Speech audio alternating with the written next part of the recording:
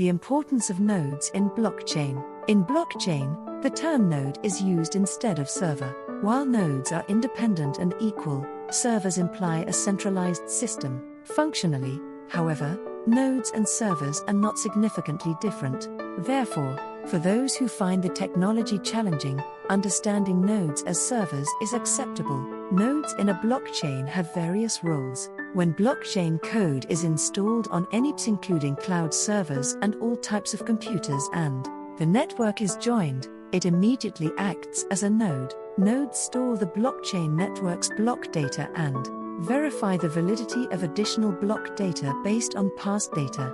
In a typical blockchain, nodes should store all block data and discard invalid additional block data. For example, in Bitcoin, nodes store all Bitcoin block data. They also consume their computing power to add new blocks. As previously explained, power proof of work involves a cost to create a block. When a transaction occurs, computers work to qualify to process the transaction.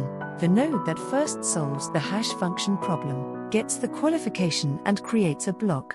During this process, the computing power of other nodes is wasted, which is considered inefficient. The more nodes participate in the network, the more computing power is wasted. Despite this, the number of nodes in blockchain is crucial because it ensures network stability and security. The more nodes there are, the more stable and secure the network is. In blockchain, there is something called a 51% attack. This generally refers to controlling more than 51% of the network's hash power, which can compromise the network's stability. This phenomenon mainly occurs in proof-of-work blockchains. If the number of nodes is small, it becomes easier to obtain 51% of the hash power and control the network. However, even if a 51% attack occurs, it is a misconception that it can involve hacking or altering past data. The attacker can only stop the creation of new blocks. If they try to manipulate past data or make unreasonable changes, the remaining nodes would fork and split off.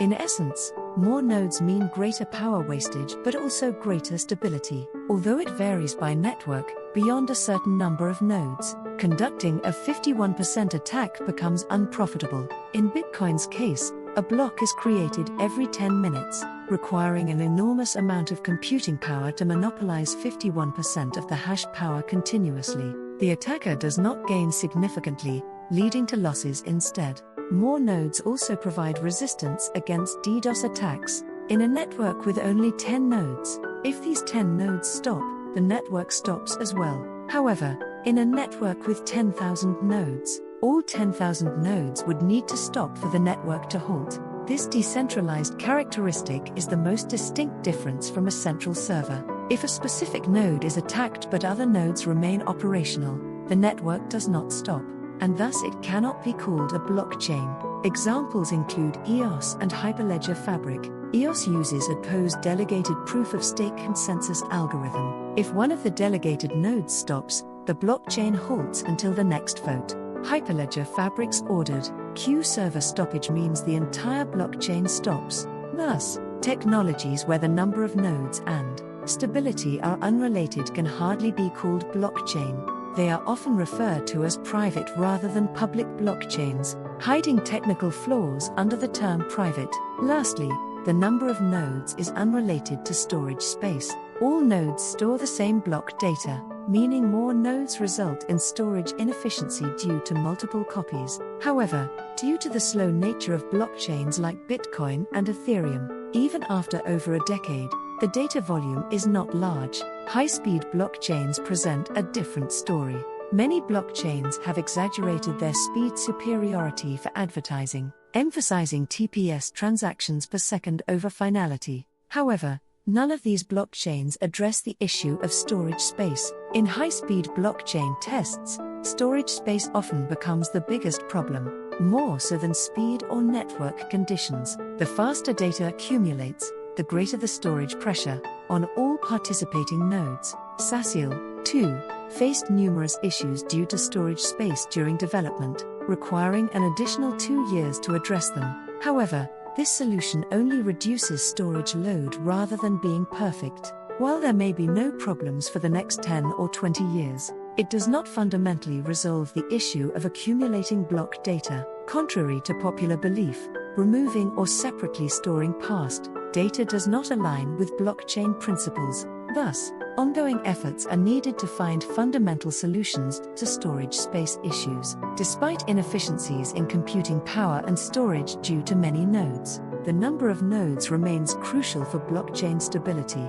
More nodes mean numerous attack points, and without simultaneous neutralization, the network remains intact. Additionally, it raises the barrier against data integrity breaches. Therefore, public networks must secure an adequate number of nodes to build network trust, regardless of the algorithm used, allowing unspecified nodes to join and leave, while maintaining data integrity and increasing block processing speed is exceedingly difficult. To date, only Bitcoin and early Ethereum have managed this, as implementing it with POS proof of stake is impossible. Hopefully, readers will not make naive judgments. The fundamental principles of blockchain are straightforward and clear.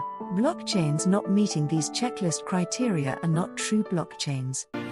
Every time I train myself because of you.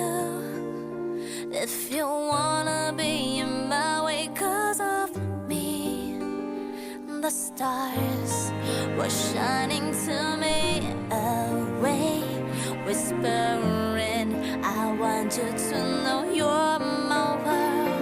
Every time I'm crazy, it's because of you. If you're looking right in me because of love, to me it's a pretty wonderland. Do not make me cry again. I need you right now. I'm gonna be fine.